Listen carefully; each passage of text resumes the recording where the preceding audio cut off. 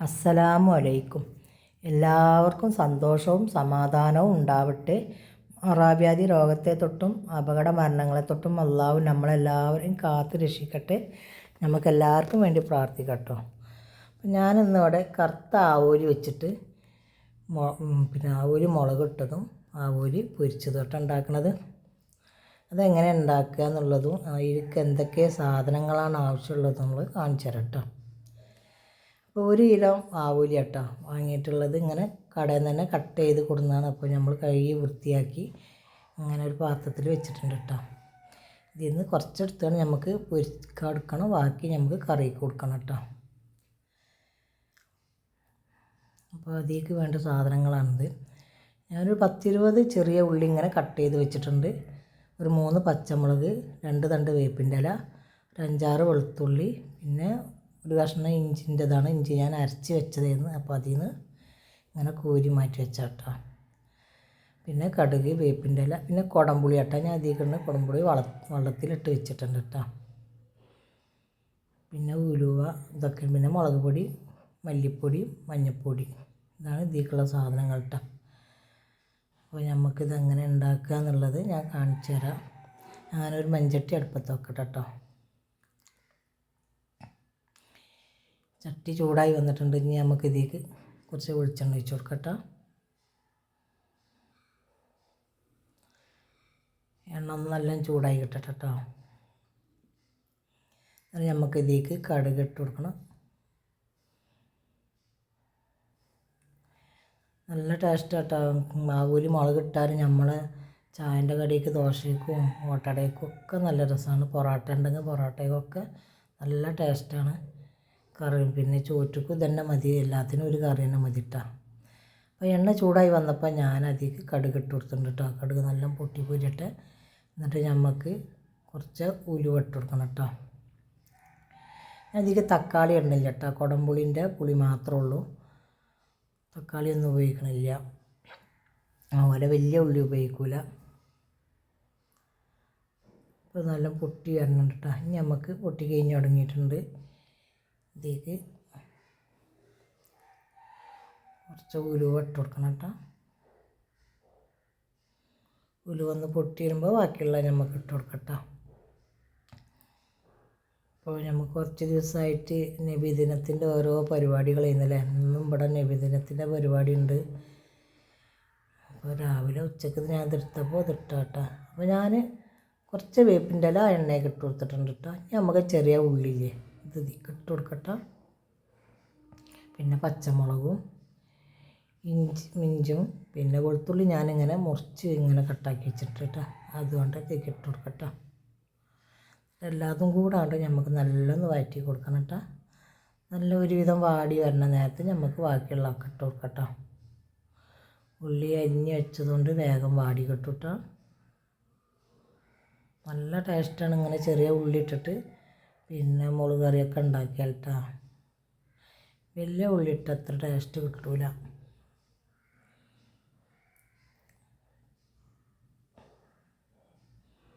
അപ്പോൾ subscribe ചെയ്യാത്തവരാരുണ്ടെങ്കിൽ subscribe ചെയ്യുക, bell button അമർത്തുക, ലൈക്ക് ചെയ്യുക, കമൻറ്റ് ചെയ്യുക. പോരായ്മകളും തെറ്റുകളൊക്കെ ഉണ്ടാവും കേട്ടോ. എല്ലാവരും ക്ഷമിക്കട്ടോ. നിങ്ങളോട് ഇങ്ങനെ ചോദിക്കണതാണ് ലൈക്കും കമൻറ്റും സബ്സ്ക്രൈബൊക്കെ. അപ്പോൾ ഞാൻ 1 സ്പൂണ് മല്ലിപ്പൊടി ഇട്ടിട്ടുള്ളൂ കേട്ടോ. കുറച്ച് കറി മതി, അതുകൊണ്ടാണ് 1 സ്പൂണ് മുളക് പൊടി അത്യാവശ്യം എരിവുള്ള മുളക് പൊടി കേട്ടോ. പിന്നെ ഒരു 1/2 സ്പൂണ് മഞ്ഞൾപ്പൊടി ഇട്ട് കൊടുക്കണ്ട കേട്ടോ. ഇതെല്ലാം കൂടെ നമുക്ക് ഈ എണ്ണയിൽ തീ കുറച്ച് വെച്ചിട്ട് നല്ലൊന്ന് മൂപ്പിച്ചെടുക്കട്ടോ. അങ്ങനെ എണ്ണയിൽ ഇങ്ങനെ ഈ പൊടികളൊക്കെ നല്ലത് മൂപ്പിച്ചെടുത്താൽ നല്ല ടേസ്റ്റാണ് കറിക്ക് കേട്ടോ.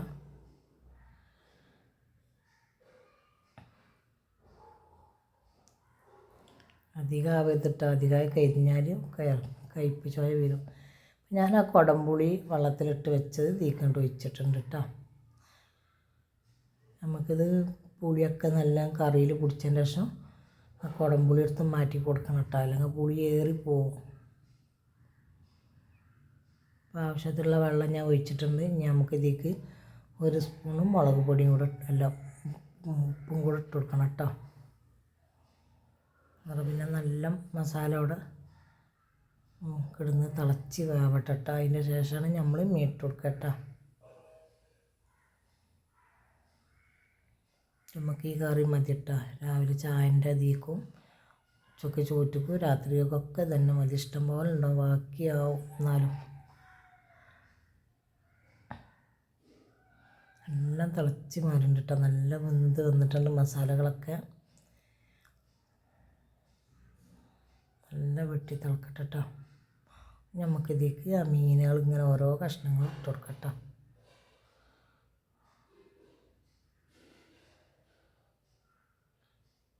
അതിൻ്റെ തലയും ഞാൻ ഇതിൽ തന്നെയാണ്, വാലും തലയും 2-3 നടുവത്തെ കഷ്ണങ്ങളുമാണ് ഞാൻ ഇതിലേക്ക് ഇട്ട് കൊടുക്കുന്നത്.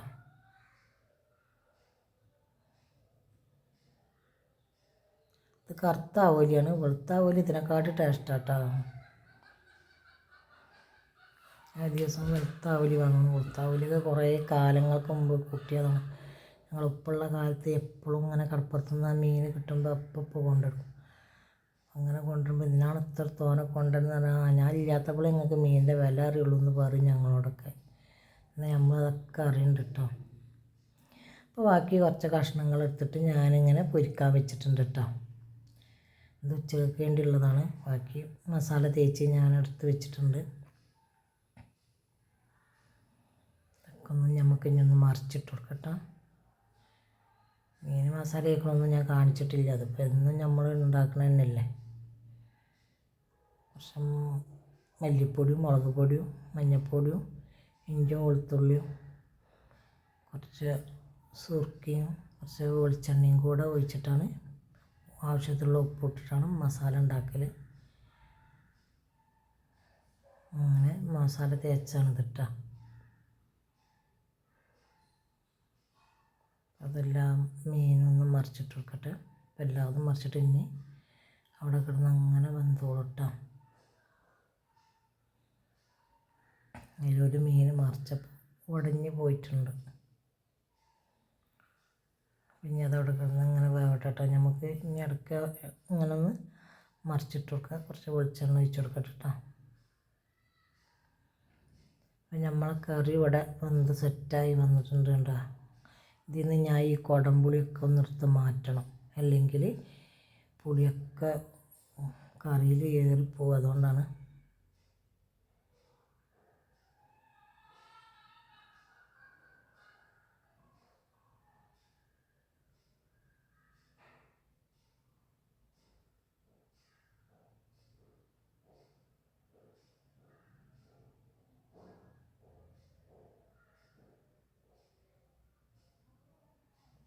നമുക്ക് പാകത്തിനുള്ള പുളി ആയിട്ടുണ്ട് കേട്ടോ കറി. ഇതിക്ക് കറിയിൽ പുളിൻ്റെ ആവശ്യമില്ല. നമ്മളത് അത് ഇട്ട് കഴിഞ്ഞാൽ പുളി ഏറിപ്പോവും. അതുകൊണ്ടാണ് അത് എടുത്ത് മാറ്റിയിട്ടുള്ളത് കേട്ടോ. ഇതിങ്ങനെ തിളക്കുമ്പോൾ നല്ല സ്മെല്ല് വരുന്നുണ്ട് കേട്ടോ. അടിപൊളി കറിയാണിത്.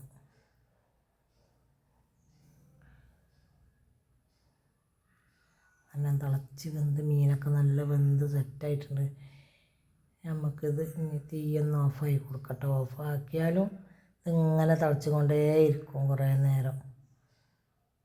തുള്ളി വേപ്പിൻ്റെ ഇല അതിലുണ്ടായിരുന്നു, അത് ഞാൻ ബാക്കിയുള്ള ഇത് ഇട്ട് കൊടുക്കട്ടെ. പച്ച വേപ്പിൻ്റെ ഇല ഇങ്ങനെ തിളക്കുമ്പോൾ അത് ഇട്ട് കൊടുത്താലും നല്ല ടേസ്റ്റാട്ടോ. അപ്പം ഞാൻ തീ ഓഫാക്കിയിട്ടുണ്ട്. എന്നിട്ട് നല്ല കിടന്ന് തിളക്കണുണ്ടല്ലേ, ചട്ടിൻ്റെ ചൂട് മാറുവോളം തിളക്കും. അപ്പം നമ്മളെ മീനും വെന്ത് സെറ്റായി വന്നിട്ടുണ്ട്. അപ്പോൾ നമ്മളെ കറിയും മീനൊക്കെ ഇവിടെ സെറ്റായിട്ടുണ്ട്. ഉണ്ടാവും. അപ്പോൾ എല്ലാവരും ഇതുപോലെ ഒന്ന് ഉണ്ടാക്കി നോക്കി.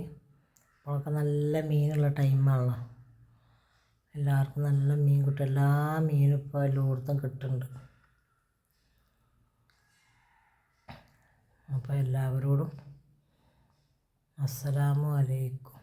പോരായ്മകളും തെറ്റുകളും എല്ലാം ഉണ്ടെങ്കിൽ എല്ലാവരും റബീഉൽ അവ്വൽ മാസത്തിൻ്റെ അക്ക് ബർക്കത്തുകൊണ്ട് എല്ലാവർക്കും പുറത്ത് മാഫാക്കി തരട്ടെ.